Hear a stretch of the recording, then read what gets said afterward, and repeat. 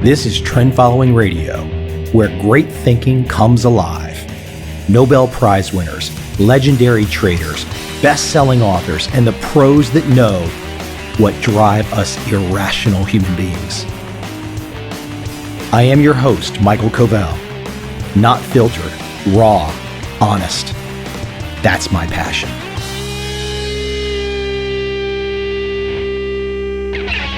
Two survivors. Two guys that have been around a long time, making an absolute boatload, train full of money. Wealthy as they can be, super successful. They're not trend following traders in a sense of how I would define trend following by any stretch of the imagination. However, they are very keen about risk management, position sizing, and all those really, really core things for great, successful investing trading. Today, I want to feature two speeches. Charlie Munger, Warren Buffett, Berkshire Hathaway. They don't need much introduction. Now, I've gone on record over the years with some criticism. I will restate that criticism now. Mr. Munger and Mr. Buffett, while super successful, perform a type of strategy that you can't. They're the biggest, baddest guys on the block. They trade massive derivative positions, things that we won't understand, things that only happen when you are at their level and you can coordinate with Goldman Sachs. I don't like what happened in the fall of 2008. Clearly, they used power advantages to make great deals. I don't like it in the sense that the meme is still out there that you too can be Buffett. You too can be a value investor. Anyone that watched the fall of 2008 knows that Warren Buffett held the gold and he made the rules. More power to him. We would all probably do the same damn thing. If the world is going to hell in a handbasket and you've got the money and you've got the power and you can make deals to make yourself a fortune and arguably help the greater economy, you do it all day long. But that's not me. That's not you. And you can find across the spectrum inconsistencies and hypocrisies in Mr. Buffett's public statements. But when it comes to measuring his success, politics aside, because he does have a certain political view that half of the world will agree with and half of the world will not agree with. That aside, the ultimate measuring stick, money. Can he make money? Has he done it generally in a fair, ethical way? I think most people would agree he has. And he's made a bloody fortune. He deserves every bit of respect for that. The big question though, can you employ his strategy? Very, very difficult. But this podcast today isn't really about strategy as much as it is about mindset, the right way to think. Because there is a tremendous value that we can all take away from the thinking process of Charlie Munger, the thinking process of Warren Buffett. They're clear. Now again, even if we can't employ their exact strategy because we're not them and we don't have that kind of power, we can take their philosophical foundations and apply it to a better money-making strategy for our own accounts. Absolutely, 100%. All those disclaimers aside, I want to play an initial presentation from the mid-1990s. Charlie Munger, well over 20 years ago. Timeless? You bet. Well, I am very interested in the subject of human misjudgment, and Lord knows I've created a good bit of it. I don't think I've created my full statistical share. I think that one of the reasons was the I tried to do something about this terrible ignorance I left the Harvard Law School with when I saw this patterned irrationality, which was so extreme, and I had no theory or anything to deal with it, but I could see that it was extreme and I could see that it was patterned. I just started to create my own system of psychology, partly by casual reading, but largely from personal experience, and I used that pattern to help me get through life. Fairly late in life, I stumbled into this book, Influence, by a psychologist named Bob Cialdini, who became a super tenured hotshot on a 2,000-person faculty at a very young age. And he wrote this book, which has now sold 300,000 copies, which is remarkable for it's an academic book aimed at a popular audience. And that filled in a lot of holes in my crude system. And when those holes had filled in, I thought I had a system that was a good working tool, and I'd like to share that one with you. And I came here because behavioral economics, how could economics not be behavioral? If it isn't behavioral, what the hell is it? I think it's fairly clear that all reality has to respect all other reality. If you come to inconsistencies, they have to be resolved. So the idea of, if there's anything valid in psychology, economics has to recognize it, and vice versa. So I think the people that are working on this fringe between economics and psychology are absolutely right to be there, and I think there's been plenty wrong over the years. Well, let me romp through as much of this list as I have time to get through. 24 standard causes of human misjudgment. First, under recognition of the power of what psychologists call reinforcement and economists call incentives. Well, you say everybody knows that. Well, I think I've been in the top 5% of my age cohort all my life in understanding the power of incentives, and all my life I've underestimated it. And never a year passes but when I get some surprise that pushes my limit a little farther. So one of my favorite cases about the power of incentives is the Federal Express case, where heart and soul of the integrity of the system is that all the packages have to be shifted rapidly in one central location each night. And the system has no integrity if the whole shift can't be done fast. And Federal Express had one hell of a time getting the thing to work. And they tried moral suasion, they tried everything in the world, and finally somebody got the happy thought that they were paying the night shift by the hour, and that maybe if they paid them by the shift, the system would work better. And lo and behold, that solution worked. Early in the history of Xerox, Joe Wilson, who was then in the government, had to go back to Xerox because he couldn't understand how their better new machine was selling so poorly in relation to their older and inferior machine. Of course, when he got there, he found out that the commission arrangement with the salesman gave a tremendous incentive to the inferior machine.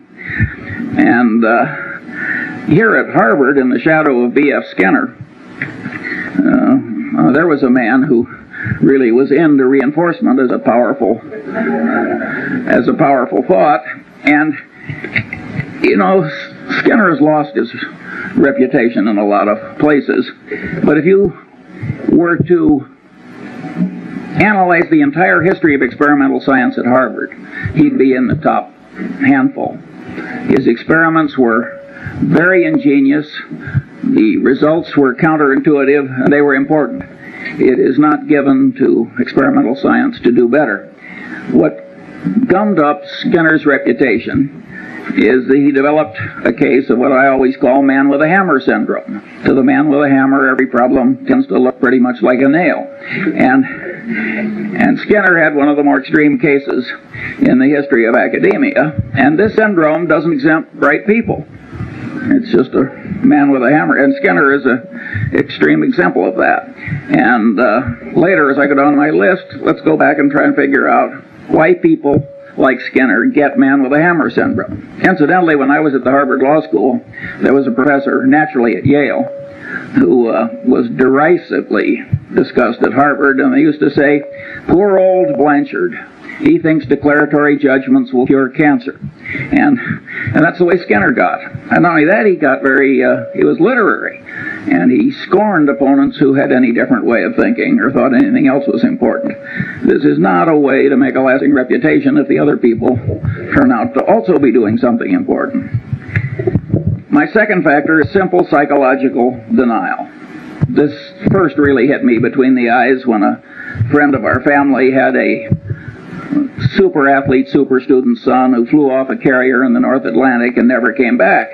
And his mother, who was a very sane woman, just never believed he was dead.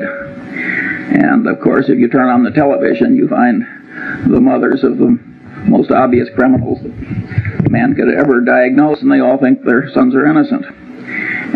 Simple psychological denial. The reality is too painful to bear, so you just distort it until it's bearable. We all do that to some extent, and it's a common psychological misjudgment that causes terrible problems. Third, incentive-caused bias, both in one's own mind and that of one's trusted advisor, where it creates what economists call agency costs. Here, my early experience was a doctor who sent bushel baskets full of normal gallbladders down to the pathology lab in a leading hospital in Lincoln, Nebraska. And with that quality control for which community hospitals are famous, about 5 years after he should have been removed from the staff, he was. One of the old doctors who participated in the removal was also a family friend, and I asked him, I said, "Tell me, did he think here's a way for me to exercise my talents?" This guy was very skilled, technically, and make a high living by doing a few maimings and murders every year, along with some frauds. And he said, "Hell no, Charlie." He thought that the gallbladder was the source of all medical evil, and that if you really loved your patients, you couldn't get that organ out rapidly enough. Now that's an extreme case, but in lesser strength, it's present in every profession and in every human being, and it causes perfectly terrible behavior. If you take sales presentations of brokers of commercial real estate and businesses, I'm 70 years old. I've never seen one I thought was even within hailing distance of objective truth. If you want to talk about the power of incentives and the power to rationalize terrible behavior, after the Defense Department had enough experience with cost plus percentage of cost contracts, the reaction of our republic was to make it a crime for the federal government to write one. And not only a crime, but a felony. And by the way, the government's right. But a lot of the way the world is run, including most law firms and a lot of other places, they've still got a cost plus percentage of cost system. And human nature, with its version of what I call incentive-caused bias, causes this terrible abuse. And many of the people who are doing it, you would be glad to have marry into your family compared to what you're otherwise going to get. Now, there are huge implications from the fact that human mind is put together this way, and that is that people who create things like cash registers, which make misbehavior hard, are some of the effective saints of our civilization. And the cash register was a great moral instrument when it was created. And Patterson knew that, by the way. He had a little store, and the people were stealing him blind and never made any money, and people sold him a couple of cash registers, and it went to profit immediately. And of course, he closed the store and went into the cash register business with results which are so this is a huge important thing. If you read the psychology text, you will find that if they're 1,000 pages long, there's one sentence. Somehow incentive-caused bias has escaped the standard survey course in psychology.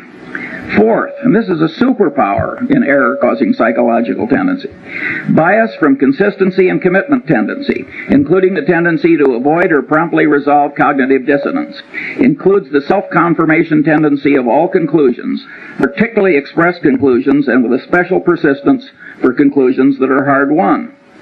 But what I'm saying here is that the human mind is a lot like the human egg. And the human egg has a shut-off device. When one sperm gets in, it shuts down so the next one can't get in.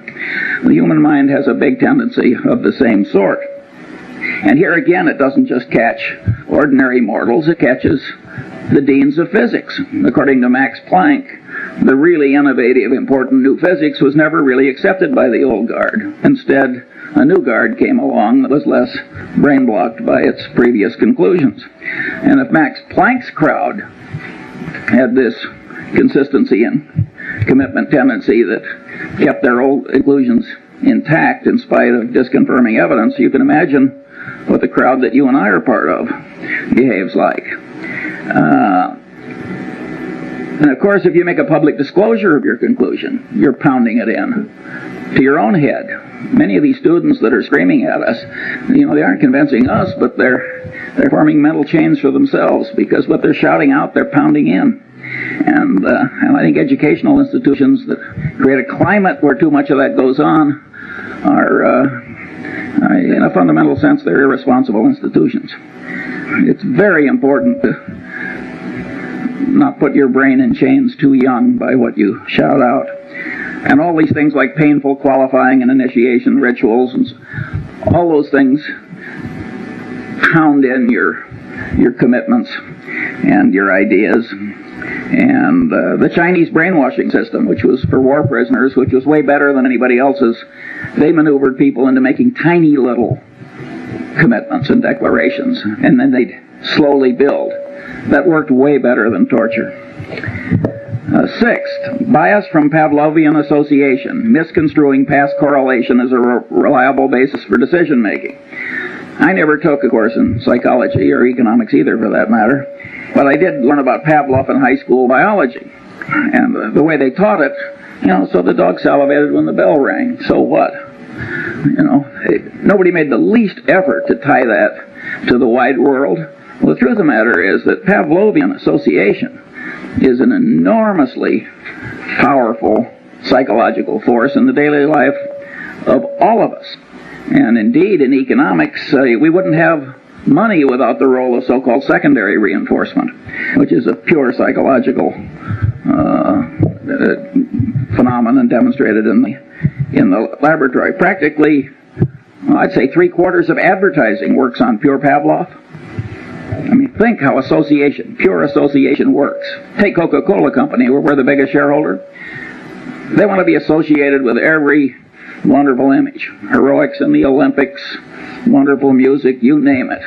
They don't want to be associated with presidents' funerals and so forth. When have you seen a Coca-Cola ad?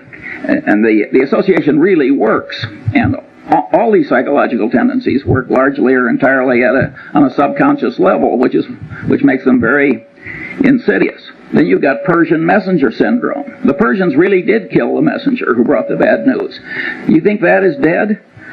I mean, you should have seen Bill Paley in his last 20 years. He didn't hear one damn thing he didn't want to hear. People knew that it was bad for the messenger to bring Bill Paley things he didn't want to hear.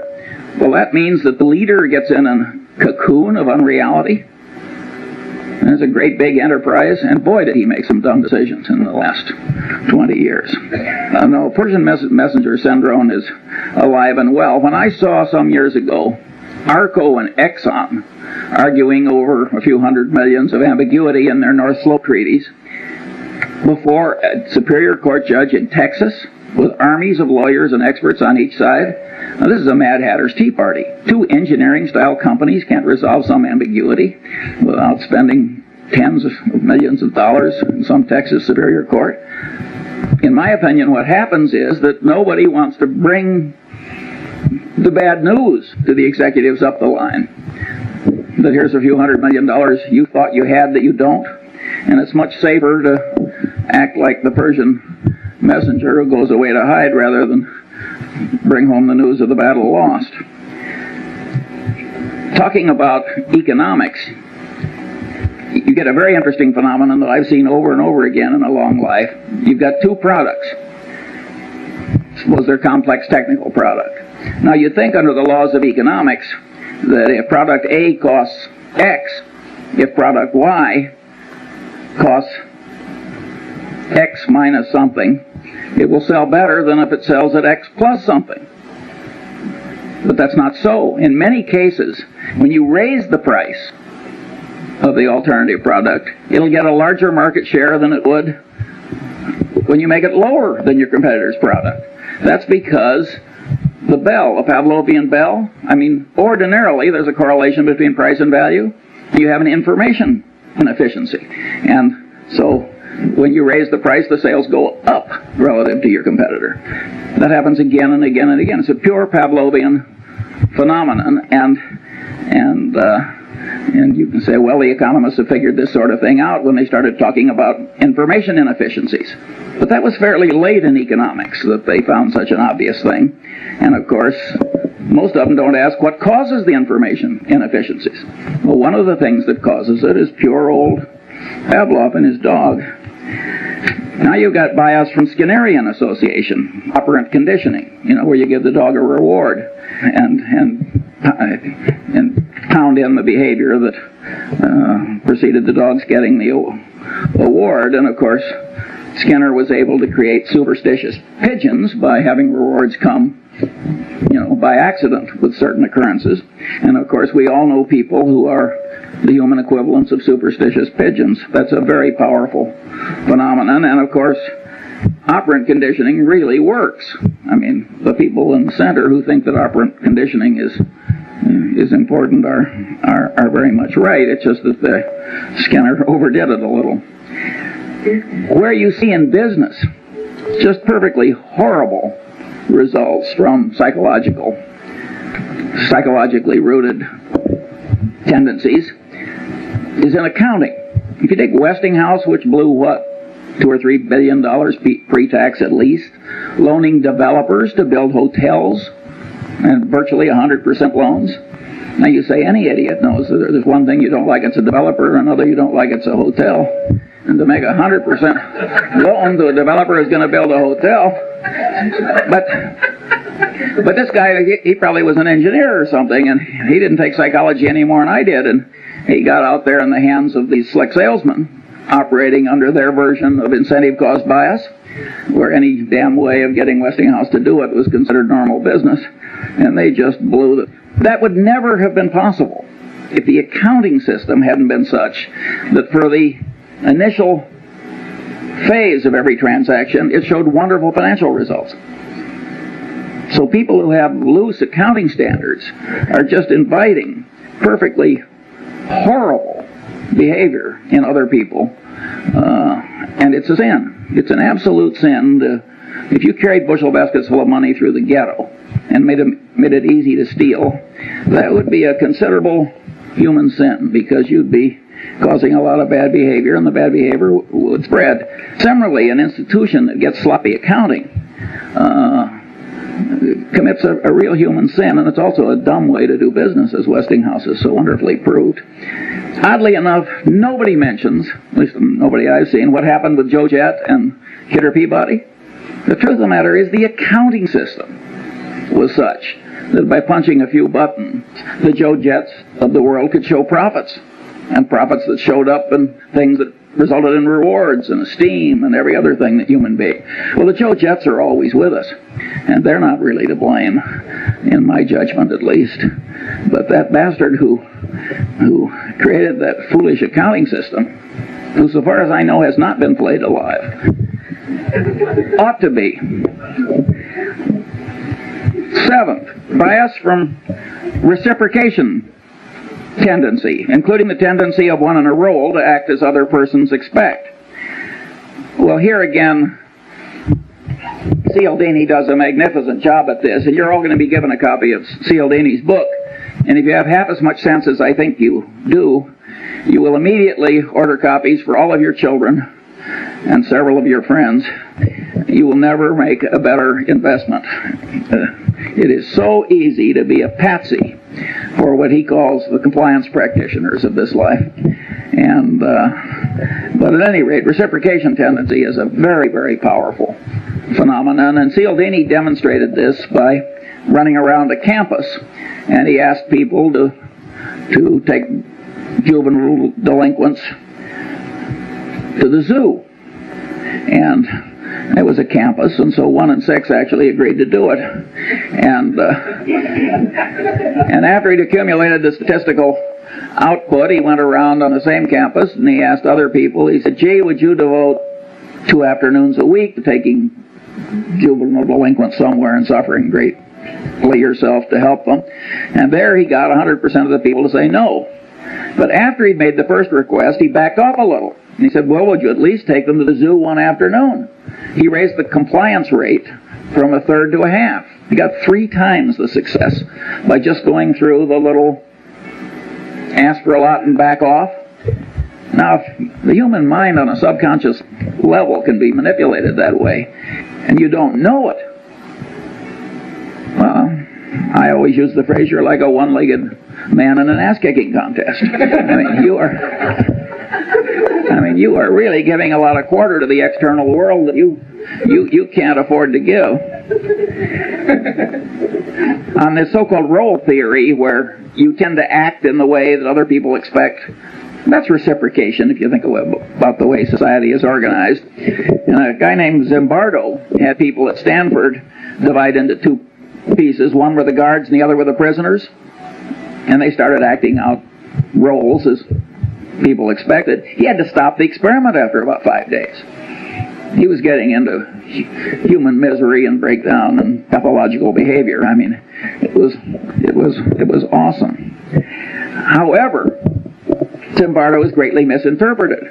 It's not just reciprocation tendency and role theory that caused that. It's consistency and commitment tendency. Each person, as he acted as a guard or a prisoner, the action itself was pounding in the idea.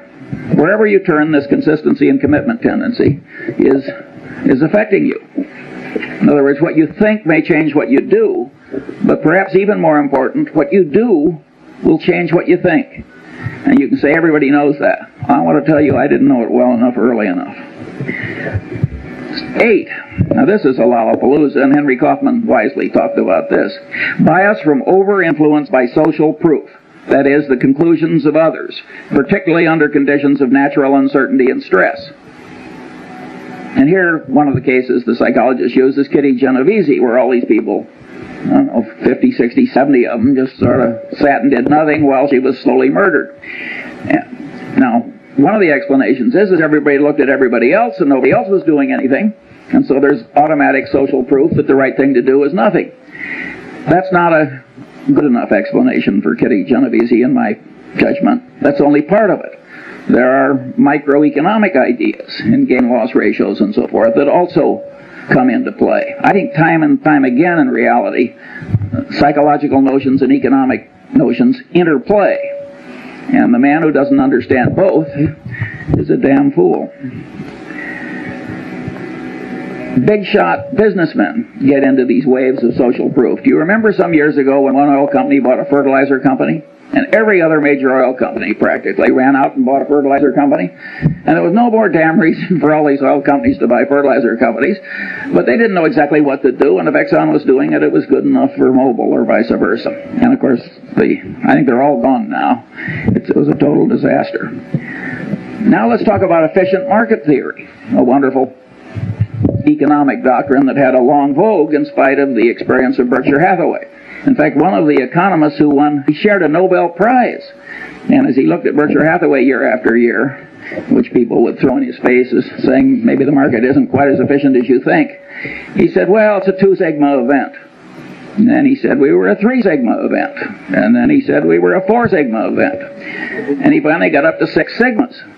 Better to add a sigma than change a theory, just because the evidence comes in differently. And of course, when this share of a Nobel Prize went into money management himself, he sank like a stone. If you think about the doctrines I've talked about, namely, 1, the power of reinforcement. After all, you do something and the market goes up and you get paid and rewarded and applauded and what have you. You're getting a lot of reinforcement if you make a bet in a market and the market goes with you. Also, there's social proof. I mean, the prices in the market are the ultimate form of social proof, reflecting what other people think. And so the combination is very powerful. Why would you expect general market levels to always be totally efficient, say even in 1973-4 at the pit, or in 1972 or whatever it was when the Nifty 50 were in their heyday? If these psychological notions are correct, you would expect some waves of irrationality, which carry general levels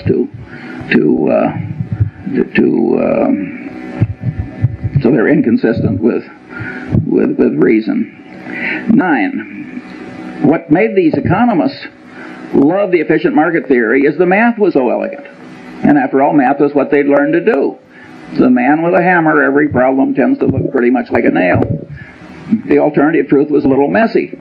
And they'd forgotten the great economist Keynes, whom I think said, better to be roughly right than precisely wrong. 9. Bias from contrast cause distortions of sensation, perception, and cognition. Here the great experiment that Cialdini does in his class is he takes 3 buckets of water. One's hot, one's cold, and one's room temperature. He has the student stick his left hand in the hot water and his right hand in the cold water. Then he has them remove the hands and put them both in the room temperature bucket. And of course, with both hands in the same bucket of water, one seems hot and the other seems cold, because the sensation apparatus of man is over-influenced by contrast. It has no absolute scale. It's got a contrast scale in it. And it's a scale with quantum effects in it, too. It takes a certain percentage change before it's noticed. Maybe you've had a magician remove your watch. I certainly have, without your noticing it. It's the same thing. He's taking advantage of your contrast type troubles in your sensory apparatus. But here the great truth is that cognition mimics sensation, and the cognition manipulators mimic the watch removing magician. In other words, people are manipulating you all day long on this contrast phenomenon. Cialdini cites the case of the real estate broker, and you got the rube that's been transferred into your town, and the first thing you do is you take the rube out to 2 of the most awful overpriced houses you've ever seen. And then you take the rube to some moderately overpriced house, and then you stick them. And it works pretty well, which is why the real estate salesmen do it. It's always going to work. And the accidents of life can do this to you, and it can ruin your life. In my generation, when women lived at home until they got married, I saw some perfectly terrible marriages made by highly desirable women because they lived in terrible homes. And I've seen some terrible second marriages which were made because there were slight improvements over an even worse first marriage. And you think you're immune from these things, and you laugh, and I want to tell you, you aren't. And my favorite analogy, I can't vouch for the accuracy of. I have this worthless friend I like to play bridge with, and he's a total intellectual amateur that lives on inherited money. But he told me once something I really enjoyed hearing. He said, Charlie, he says, if you throw a frog into very hot water, the frog will jump out. But if you put the frog in room temperature water and just slowly heat the water up, the frog will die there. Now, I don't know whether that's true about a frog, but it sure as hell true about many of the businessmen I know. And there again, it is the contrast phenomenon. These are hotshot, high-powered people. I mean, these are not fools. If it comes to you in small pieces, you're likely to miss. So you have to, if you're going to be a person of good judgment, you have to do something about this warp in your head where it's so misled by mere contrast. Bias from over-influence by authority. Well, here the Milgram experiment, as it's caused, I think there have been 1,600 psychological papers written about Milgram. And he had a person posing as an authority figure trick ordinary people into giving what they had every reason to expect was heavy torture by electric shock to perfectly innocent fellow citizens. And the experiment has been, he was trying to show that why Hitler succeeded and a few other things.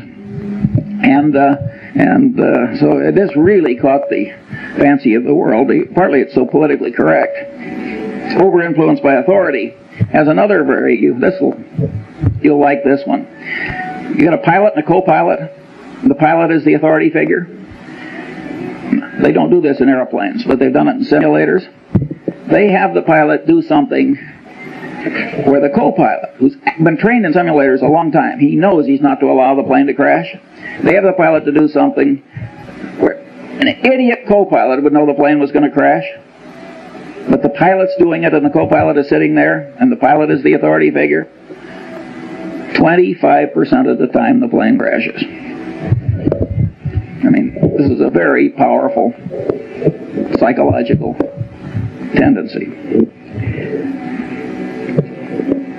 It's not quite as powerful as some people think, and I'll get to that later. 11. Bias from deprival superreaction syndrome, including bias caused by present or threatened scarcity, including threatened removal of something almost possessed but never possessed. Here I took the Munger dog. Lovely, harmless dog. The only way to get that dog to bite you was to try and take something out of its mouth after it was already there. And any of you who've tried to do takeaways in labor negotiations will know that the human version of that dog is there in all of us. I had a predecessor on a little island where I have a house, and his next door neighbor put a little pine tree in that was about 3 feet high, and it turned his 180-degree view of the harbor into 179 3/4. Well, they had a blood feud like the Hatfields and McCoys, and it went on and on and on. And I mean, people are really crazy about minor decrements down. And then, if you act on them, you get into reciprocation tendency, because you don't just reciprocate affection, you reciprocate animosity, and the whole thing can escalate. And so, huge insanities can come from just subconsciously overweighing the importance of what you're losing or almost getting and not getting. The extreme business case here was New Coke. Now, Coca-Cola has the most valuable trademark in the world. We're the major shareholder. I mean, I think we understand that trademark.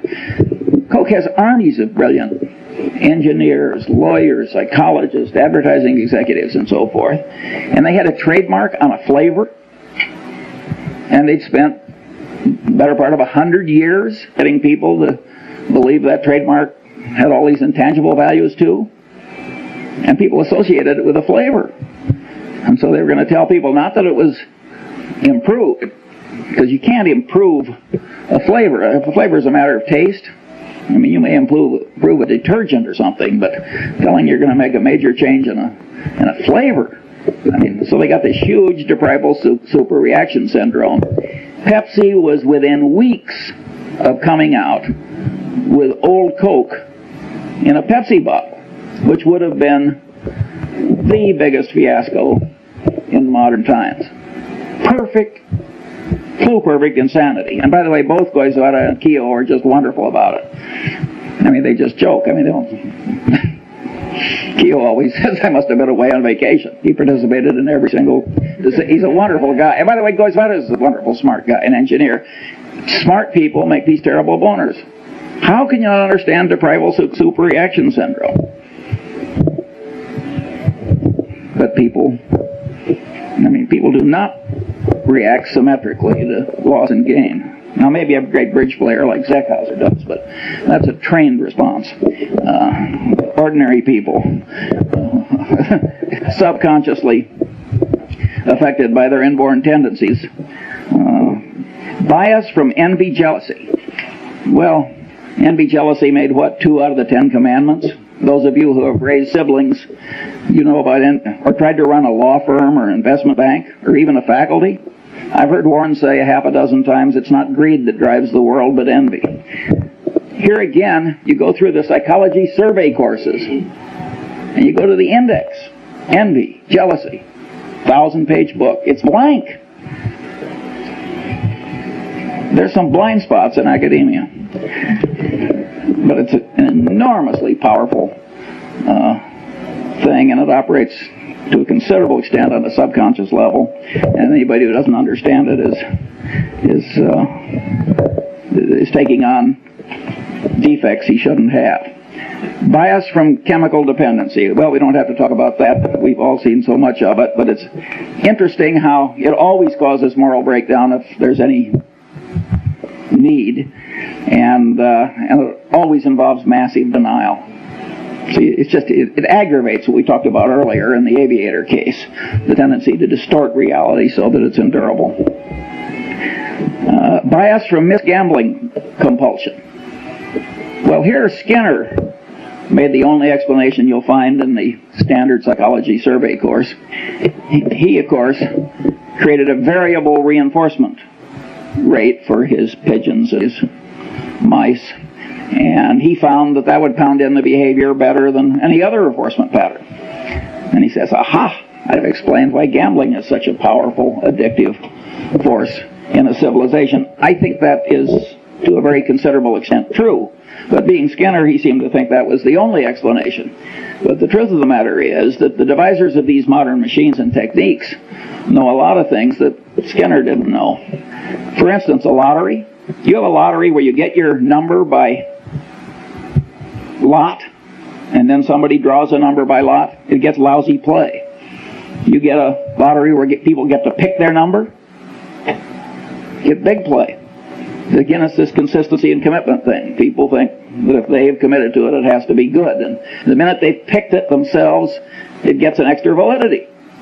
After all, they thought it and they acted on it. Then if you take slot machines, you get bar, lemon. And it happens again and again and again. You get all these near misses. Well, that's deprival superreaction syndrome. And boy, do the people who create the machines understand human psychology. And if you got, for the high IQ crowd, they've got poker machines where you make choices. So you can play blackjack, so to speak, with the machine. It's wonderful what we've done with our computers to ruin a civilization.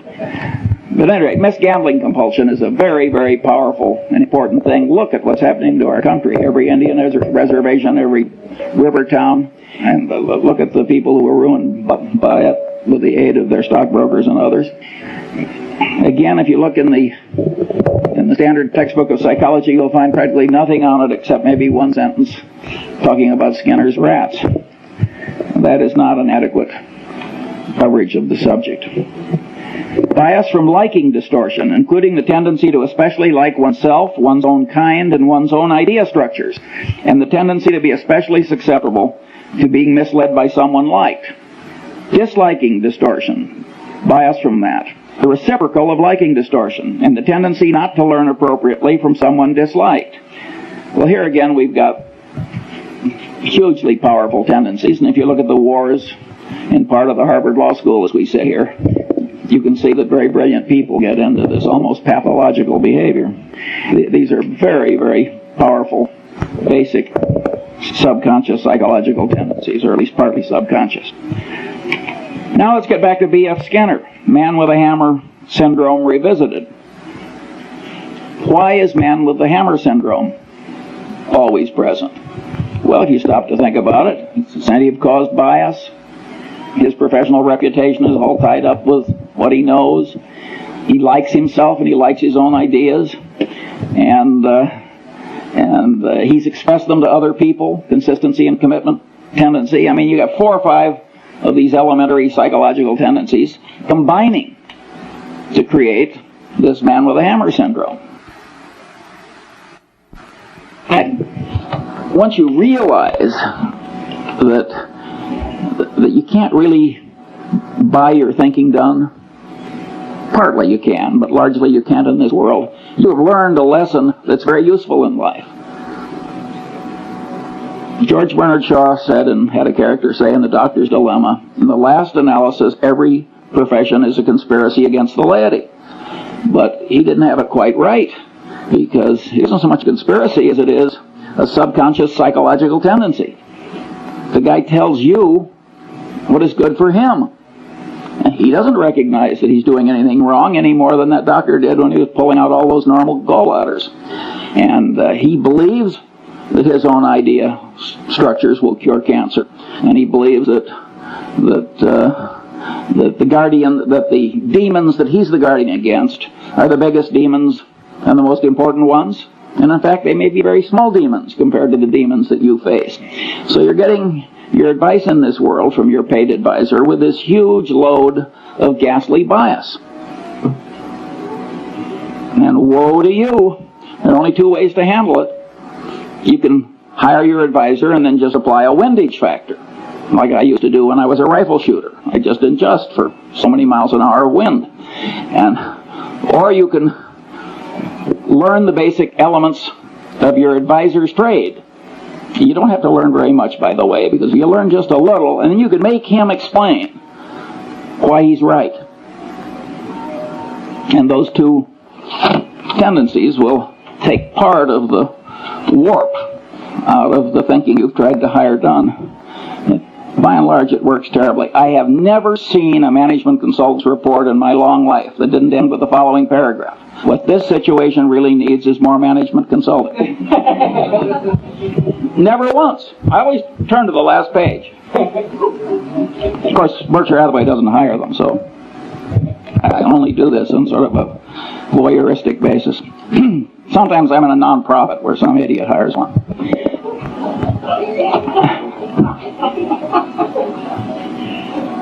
17. Bias from the non-mathematical nature of the human brain in its natural state, as it deals with probabilities employing crude heuristics, and is often misled by mere contrast, a tendency to overweigh conveniently available information, and other psychologically rooted misthinking tendencies on this list, when the brain should be using the simple probability mathematics of Fermat and Pascal, applied to all reasonably obtainable and correctly weighted items of information that are of value in predicting outcomes. The right way to think is the way Zeckhauser plays bridge. It's just that simple. And your brain doesn't naturally know how to think the way Zeckhauser knows how to play bridge. Now, you notice I put in that availability thing, and there I'm mimicking some very eminent psychologists, Kahneman, I hope I pronounced that right, and Tversky, who raised the idea of availability to a whole heuristic of misjudgment. And, you know, they are very substantially right. I mean, ask the Coca-Cola Company, which has raised availability to a secular religion, if availability changes behavior. You will drink a hell of a lot more Coke if it's always available. I mean, availability does change behavior and cognition. Nonetheless, even though I recognize that and applaud Tversky and Kahneman, I don't like it for my personal system, except as part of a greater subsystem, which is, you got to think the way Zeckhauser plays the bridge. It isn't just the lack of availability that distorts your judgment. All the things on this list distort judgment.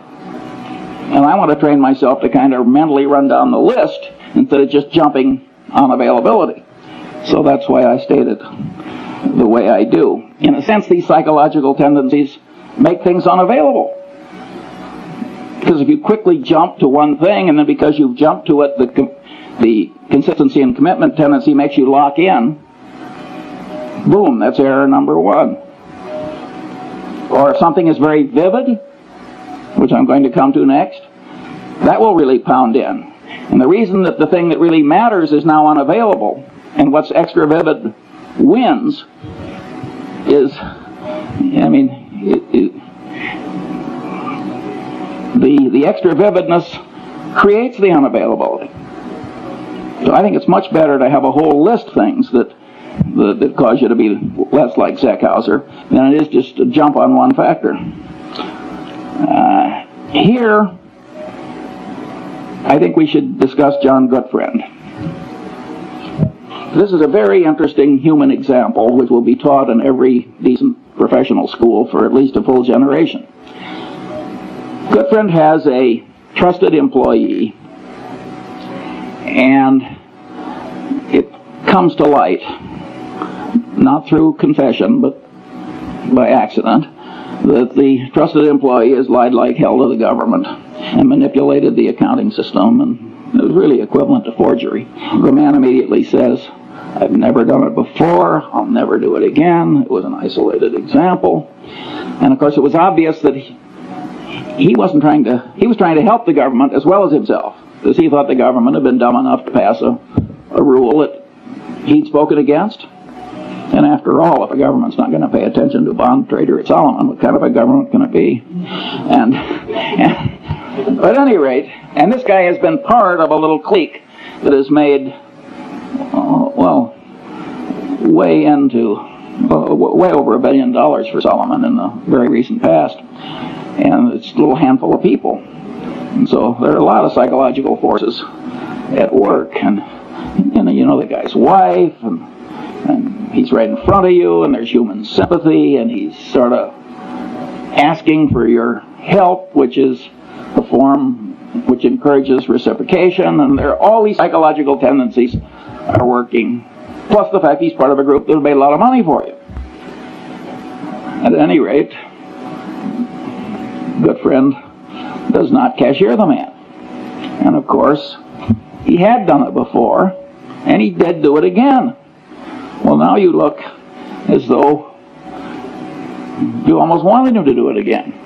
Or God knows what you look like, but it isn't good. And that simple decision destroyed John Goodfriend.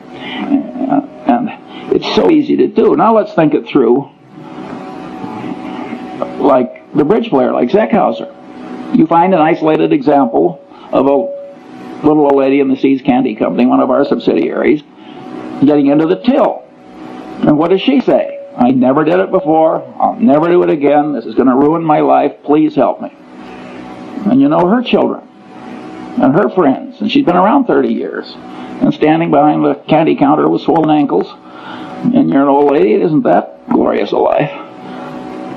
And you're rich and powerful, and there she is. I never did it before. I'll never do it again.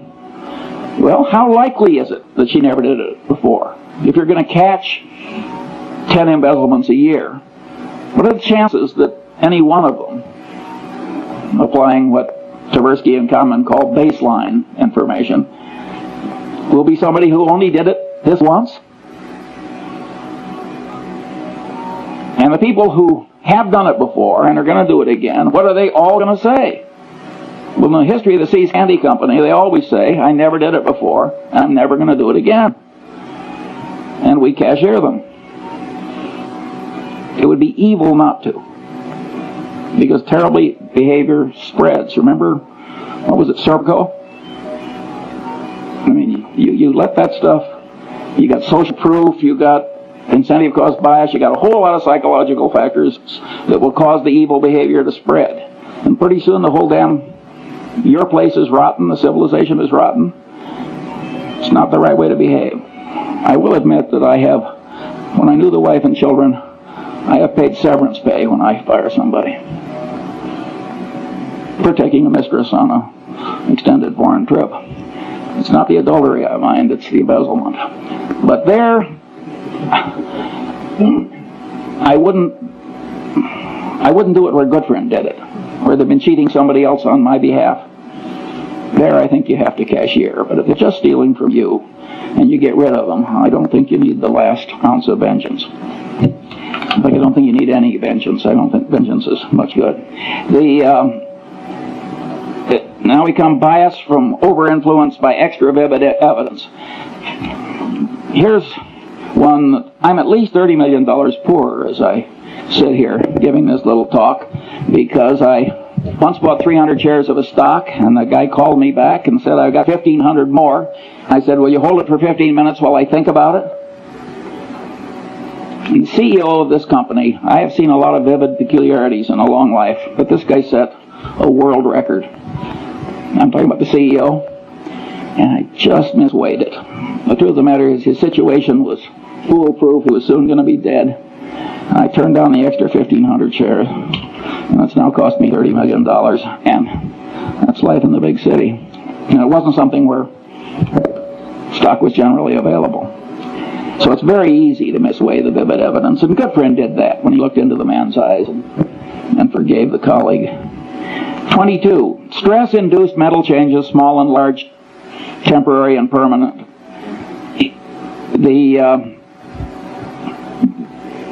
Oh, no. I've skipped one. Mental confusion caused by information not arrayed in the mind in theory structures, creating sound generalizations developed in response to the question why. Also misinfluence from information that apparently but not really answers the question why. Also failure to obtain deserved influence caused by not properly explaining why. Well, we all know people who flunk, and they try and memorize, and they try and spout back, and it doesn't work. The brain doesn't work that way. You've got to array facts on theory structures answering the question why. If you don't do that, you cannot handle the world. And now we get to Feuerstein, who was the general counsel of Salomon when Goodfriend made his big error. And Feuerstein knew better. He told Goodfriend, you have to report this as a matter of morality and prudent business judgment. He said it's probably not illegal, there's probably no legal duty to do it, but you have to do it as a matter of prudent conduct and proper dealing with your main customer. And he said that to Goodfriend on at least 2 or 3 occasions. And he stopped. And of course the persuasion failed. And when Goodfriend went down, Feuerstein went with him. And it ruined a considerable part of Feuerstein's life. Well, Feuerstein was a member of the Harvard Law Review, made an elementary psychological mistake. You want to persuade somebody, you really tell them why. And what have we learned in lesson 1? Incentives really matter. He should have told, and vivid evidence really works. He should have told Goodfriend, you are likely to ruin your life and disgrace your family and lose your money. And is Mosier worth this? I know both men, that would have worked. So Feuerstein flunked elementary psychology, this very sophisticated, brilliant lawyer. But don't you do that. It's not very hard to do, just to remember that why is terribly important.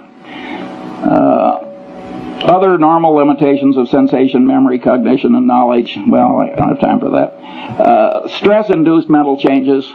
Here my favorite example is the great Pavlov, and he had all these dogs in cages which had all been conditioned into changed behaviors. And the great Leningrad flood came, and just went right up, and the dog's in a cage, and the dog had as much stress as you can imagine a dog ever having. And the water receded in time to save some of the dogs, and Pavlov noted that they'd had a total reversal of their conditioned personality. Well, being the great scientist he was, he spent the rest of his life giving nervous breakdowns to dogs. And he learned a hell of a lot that I regard as very interesting. I have never known any Freudian analyst who knew anything about the last work of Pavlov, and I never met a lawyer who understood that what Pavlov found out with those dogs had anything to do with programming and deprogramming and cults and so forth. I mean, the amount of elementary psychological ignorance is out there in high levels is very substantial. Then we've got other common mental illnesses and declines, temporary and permanent, including the tendency to lose ability through disuse. And then I've got mental and organizational confusion from say-something syndrome. And here my favorite thing is the bee, the honeybee. And the honeybee goes out and finds the nectar, and he comes back, he does a dance that communicates to the other bees where the nectar is, and they go out and get it. Well, some scientist who was clever, like B.F. Skinner, decided to do an experiment. He put the nectar straight up, way up. Well, in a natural setting, there is no nectar way the hell straight up. And the poor honeybee doesn't have a genetic program that is adequate to handle what he now has to communicate. And you'd think the honeybee would come back to the hive and slink into a corner. But he doesn't. He comes into the hive and does this incoherent dance. And all my life I've been dealing with the human equivalent of that honeybee. And it's a very important part of human organization to set things up so the noise and the reciprocation and so forth of all these people who have what I call say-something syndrome don't really affect the decisions. Now, the time has come to ask 2 or 3 questions. And this is the most important question in this whole talk. What happens when these standard psychological tendencies combine? What happens when the situation or the artful manipulation of man causes several of these tendencies to operate on a person toward the same end at the same time? The clear answer is the combination greatly increases power to change behavior compared to the power of merely one tendency acting alone. Examples are Tupperware parties. Tupperware has now made billions of dollars out of a few manipulative psychological tricks. It was so shocked that directors of Justin Dart's company resigned when he crammed it down his board's throat. And he was totally right, by the way, judged by economic outcomes. Mooney conversion methods. Boy, do they work. He just combines 4 or 5 of these things together. The system of Alcoholics Anonymous. A 50% no drinking rate. Outcome when everything else fails. It's a very clever system that uses 4 or 5 psychological systems at once toward, I might say, a very good end. The Milgram experiment. See, Milgram, it's been widely interpreted as mere obedience. But the truth of the matter is that the experimenter who got the students to give the heavy shocks in Milgram, he explained why. It was a false explanation. We need this to look for scientific truth and so on. That greatly changed the behavior of the people. And number 2, he worked them up. Tiny shock, little larger. So commitment and consistency tendency and the contrast principle were both working in favor of this behavior. So again, it's 4 different psychological tendencies. That's when you get these Lollapalooza effects, you will almost always find 4 or 5 of these things working together. When I was young, there was a whodunit hero who always said, cherchez la femme. And what you should search for in life is the combination, because the combination is likely to do you in. Or if you're the inventor of Tupperware parties, it's likely to make you enormously rich if you can stand shaving when you do it. Then one of my favorite cases is the McDonnell-Douglas airliner evacuation disaster. The government requires that airliners pass a bunch of tests. One of them is evacuation. Get everybody out, I think it's 90 seconds or something like that. It's some short period of time. The government has rules, make it very realistic, so on and so on. You can't select nothing but 20-year-old athletes to evacuate your airliner. So McDonnell-Douglas schedules one of these things in a hangar, and they make the hangar dark, and the concrete floor is 25 feet down, and they got these little rubber chutes, and they got all these old people, and they ring the bell, and they all rush out, and in the morning, when the first test is done, they create, 20 terrible injuries that will go off to hospitals. And of course, they scheduled another one for the afternoon. By the way, they didn't meet the time schedule either, in addition to causing all the injuries. Well, so what do? They do it again in the afternoon.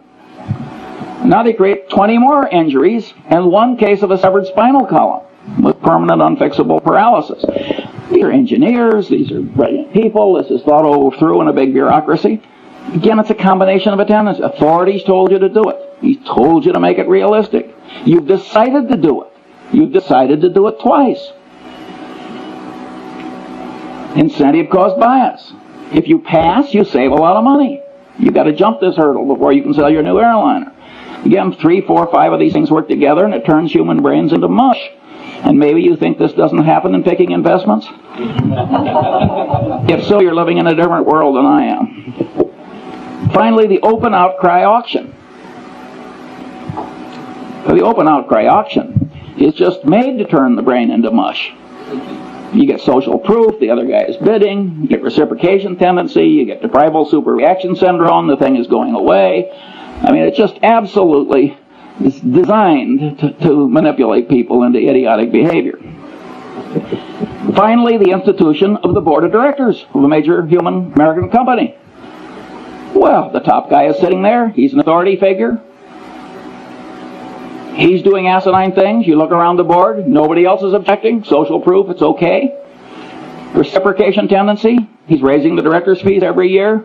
He's flying you around in the corporate airplane to look at interesting plants or whatever the hell they do. And you go. And you really get extreme dysfunction as a corrective decision-making body in the typical American board of directors. They only act, again, the power of incentives, they only act when it gets so bad that it starts reflecting, making them look foolish or threatening legal liability to them. That's Munger's rule.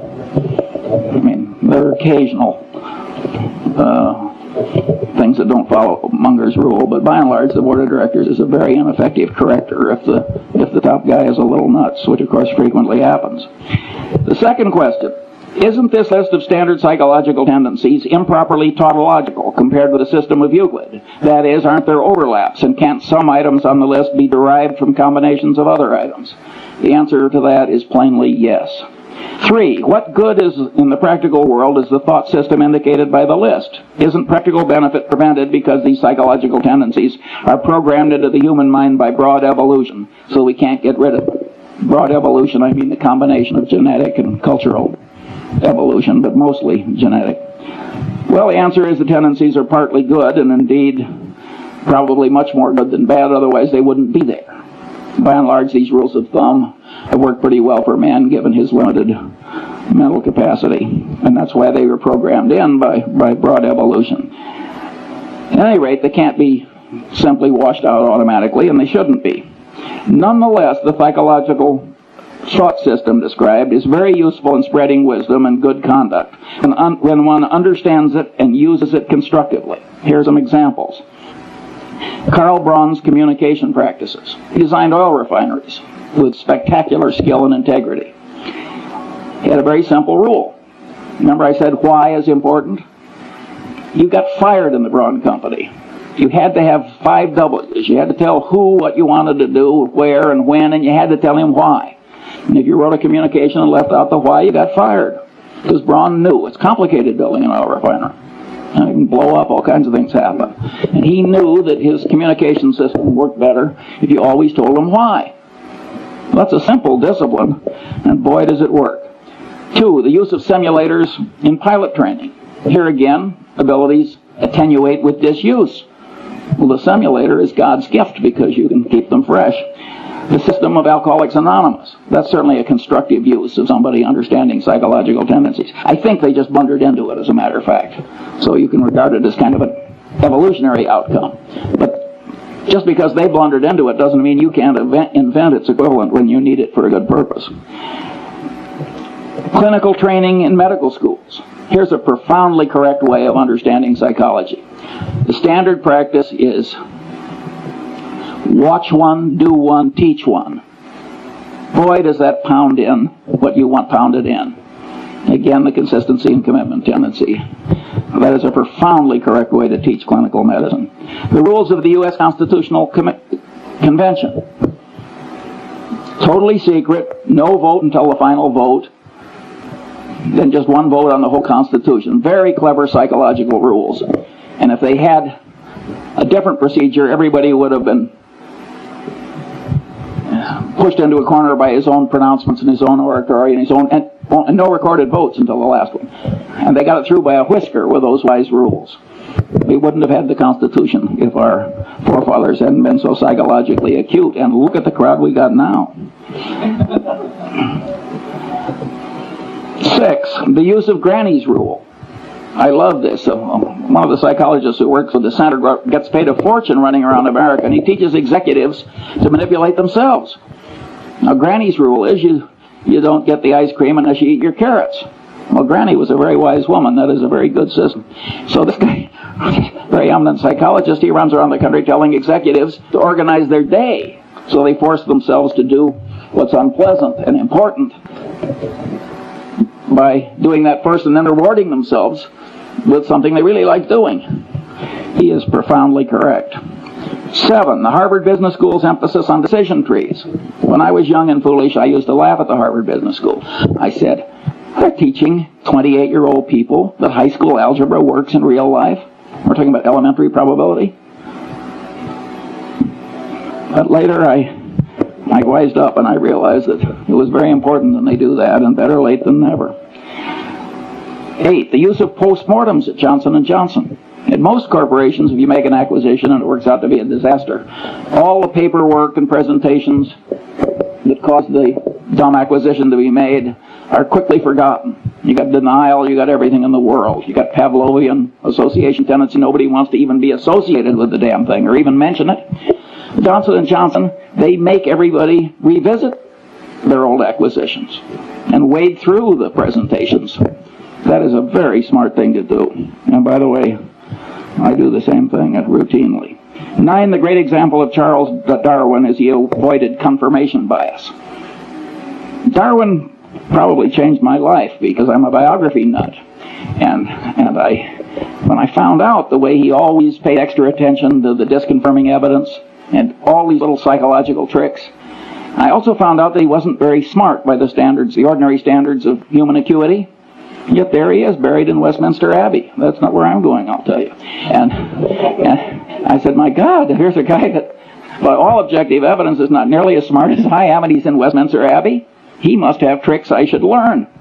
And I started wearing little hair shirts like Darwin to try and train myself out of these subconscious psychological tendencies that cause so many errors. It didn't work perfectly, as you can tell from listening to this talk, but it would have been even worse if I hadn't done what I did. And you can know these psychological tendencies and avoid being the patsy of all the people that are trying to manipulate you to your disadvantage, like Sam Walton.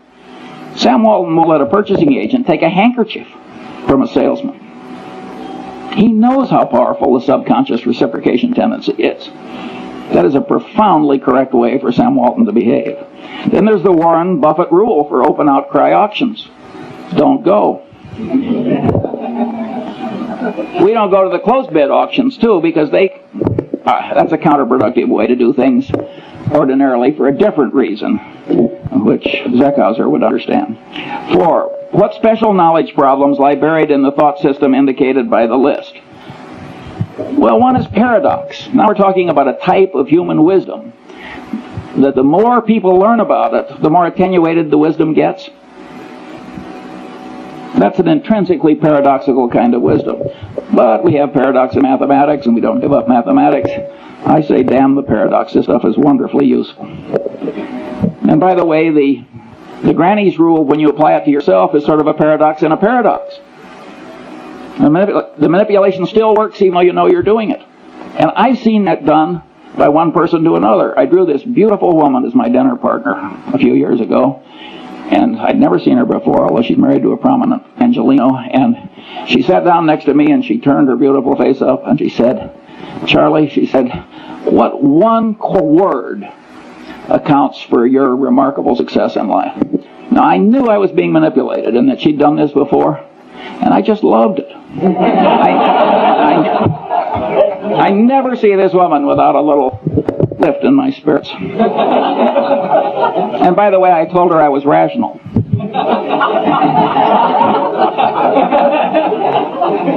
You'll have to judge yourself whether that's true. I may be demonstrating some psychological tendency I hadn't planned on demonstrating. How should the best parts of psychology and economics interrelate in an enlightened economist's mind? 2 views. That's the thermodynamics model. You can't derive thermodynamics from Newtonian gravity and laws of mechanics, even though it's a lot of little particles interacting. And here's this wonderful truth that you can sort of develop on your own, which is thermodynamics. And some economists, and I think Milton Friedman is in this group, but I may be wrong on that, sort of like the thermodynamics model. I think Milton Friedman, who has a Nobel Prize, is probably a little wrong on that. I think the thermodynamics analogy is overstrained. I think knowledge from these different soft sciences have to be reconciled to eliminate conflict. After all, there's nothing in thermodynamics that's inconsistent with Newtonian mechanics and gravity. And I think that some of these economic theories are not totally consistent with other knowledge, and they have to be bent, and I think that these behavioral economists are probably the ones that are bending them in a correct direction. Now, my prediction is, when the economists take a little psychology into account, that the reconciliation will be quite endurable. And here my model is the precession of the equinoxes. The world would be simpler for a long-term climatologist if the angle of the axis of the Earth's rotation compared to the plane of the ecliptic were absolutely fixed.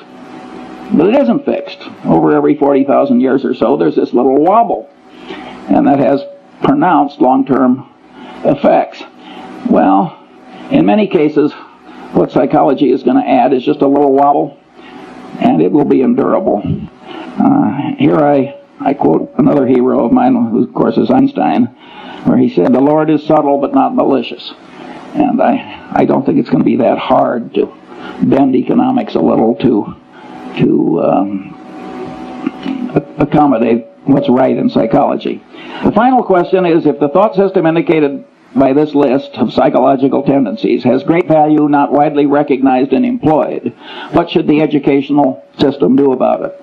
I am not going to answer that one now. I like leaving a little mystery. Now let me move on to Warren.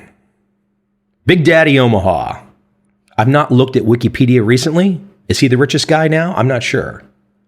The wealthiest or not debate aside, I found this presentation via C-SPAN, and I think you're going to enjoy the perspective. Testing. 1 million, 2 million, 3 million. That's working. Okay. I'd like to talk to you about your financial future, and I hope those figures become applicable to all of you as we go along. And I'd like to start by posing a problem for you. And incidentally, I'm just going to talk for a couple minutes, and we'll do Q&A, because what we want to do is talk about what's on your mind. But I'd like you to think about this for just a second.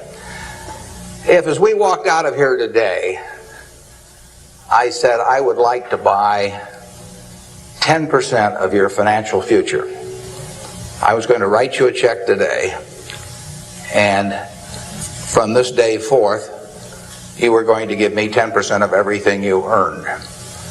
How much would you want to charge me for that? I'm going to buy 1/10 of you. I may take the low bid, incidentally, so be careful what you write down. Well, I think if you thought about that a little while, you can contemplate that for a few minutes. You know, you're going to get a check from me today. You can do anything you want with the money, but from this day forth, you have to give me 10% of what you earn. I think it would be very foolish of you, any of you, if you asked for less than, say, $50,000. Now, it's going to be a few years before you're out earning money, and so I've got a few years of dead money there. But then I would start getting this royalty on you as you went along. I really think that if you thought about it, most of you would want a fair amount more than that, and I think you'd be right. Fortunately, I didn't make this deal with anybody when I started out, so nobody's got a 10% royalty on me. But I think that 50,000 would sort of be the absolute minimum. And if you think about that, that means that right today, you are worth 500,000, because if 10% of you is worth 50,000 in cash today, your potential is worth a minimum on a 100% basis of $500,000. That is the big financial asset you've got. It's way more important what you do with that $500,000 asset that you own today than whether you decide to buy stocks or bonds, or whether you put your money in a mutual fund or pick your own stocks or anything of that sort. The biggest financial asset that you have going for you by miles is the value of your own earning power over the years. So that's really what you should focus on. If you're focusing on your financial future, that means you should focus on you. Because whether your 10% is worth 50,000 or 100,000 or 300,000, which would be 500,000 or a million or 3 million for all of you, whether it turns out to be one or the other is really dependent in a very large part on what you do in the next few years. All of you in this room have the brains to do extremely well in life. You've all got the energy to do extremely well in life, and then the question is, how do you apply it? If you've got a 200 horsepower motor, do you get 200 horsepower out of it? Do you get your full potential, or do you get 100 horsepower or 50 horsepower? Now, there's two things that can hold you back in getting the full horsepower out of your engine, whatever it may be. All of you have big enough engines. And one of those is a lack of education, but that probably isn't going to happen to very many people in this room. If you did have a lack of education, if you didn't have a chance to get a decent education in life, it wouldn't make any difference what that potential was, because you'd never unlock it. But the second most important thing, and equally as important, is in terms of the habits that you develop, in terms of what you do with yourself. When we hire people, we look for three qualities. We look for integrity, we look for intelligence, and we look for energy. But if they don't have the first one, integrity, the other two will kill you. Because if you're hiring somebody without integrity, you really want them to be dumb and lazy, don't you? I mean, last thing in the world you want for them is to be smart and energetic. So smart and energetic only goes with integrity. You make your own decision on that. You can't change your IQ or how far you can throw a football or how high you can jump or the color of your hair very easily. But you can elect to have integrity that matches anybody else's. And if you match that with intelligence, which you have, and energy, which you have, you will get an extraordinary result, and you'd be very foolish to sell me 10% of yourself for $50,000. On the other hand, if you don't match it with that, your potential will, in a significant part, go unused. And I'll give you a little simple test to apply in terms of thinking about the kind of habits you want to develop, because you can have any habits you want to be. You can be lazy, you can be prompt, you can be late, you can be honest, you can cut corners. I mean, you have all these choices, and those are choices for you to make. Nobody else is going to make them for you. And I would suggest that you play this little game with me too. Think about the person you would most like to be in life. Maybe it's one of your contemporaries, maybe it's somebody a little older, but pick out the person you admire the most, the person that you'd change places with if you could. And then write down why you admire them. Just put it on a piece of paper. And then figure out the person that you would least like to change places with. Who really turns you off? Who do you find repulsive?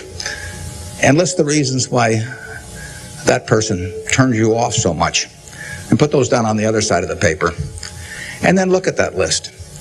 And you'll find that everything on the left-hand side, what you admire in other people, the qualities they bring to life, cheerfulness, generosity, all kinds of things, you'll find those are things you can do yourself. It's very simple. You got to apply yourself, but the habits you form in doing that early on will carry you through life.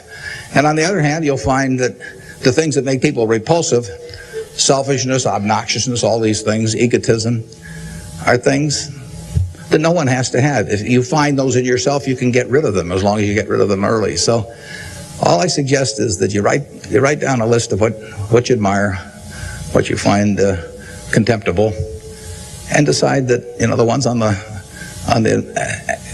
admired side are ones you're going to acquire for yourself. And if you do that when you're young, it'll carry you through the rest of your life. This doesn't work if you do it when you're 50 or 60. By then the habits are too well formed.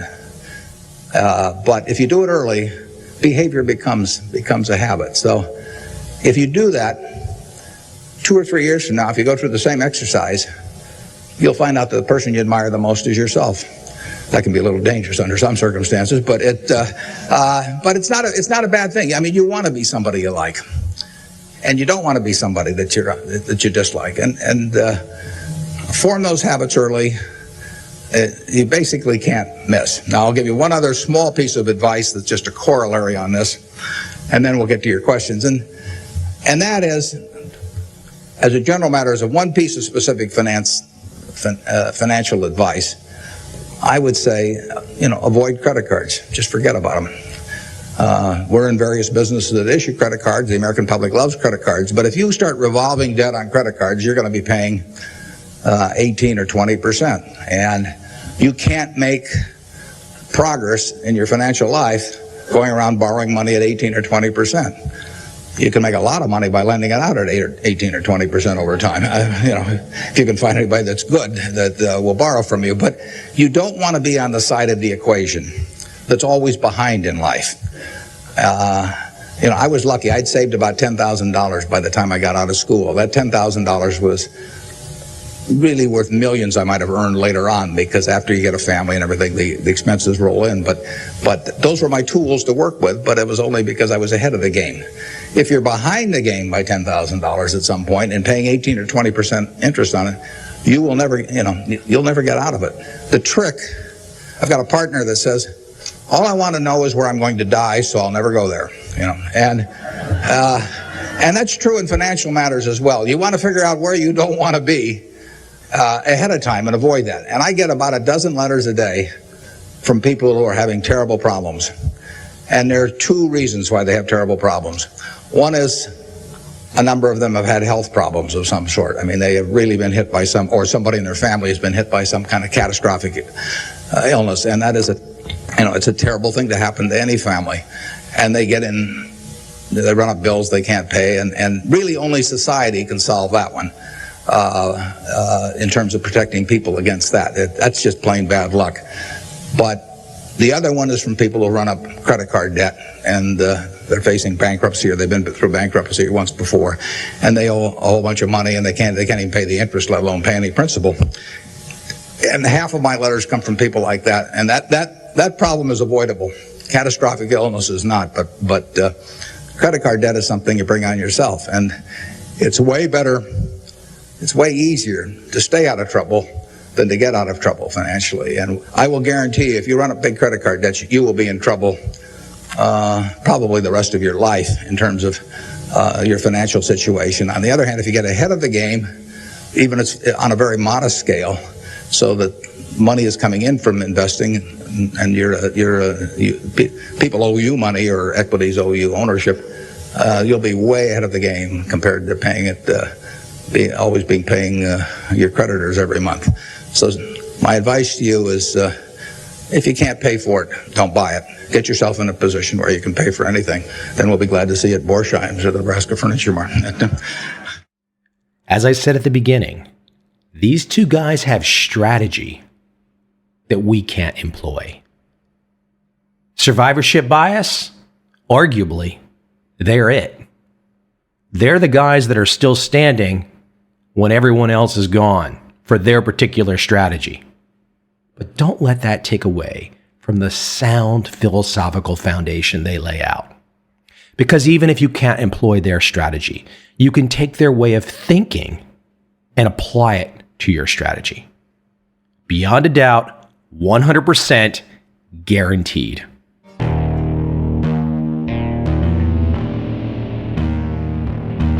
I see a time when those awake will understand how to make money in up, down, and surprise markets.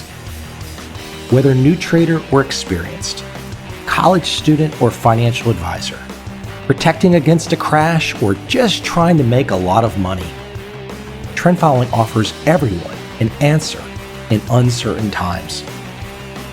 To get started immediately, send me an email, michael@covel.com. I will send you the right trend following steps to take along with my free video. But if you want to buy and hold, trust the government and trust Wall Street, this is absolutely not for you.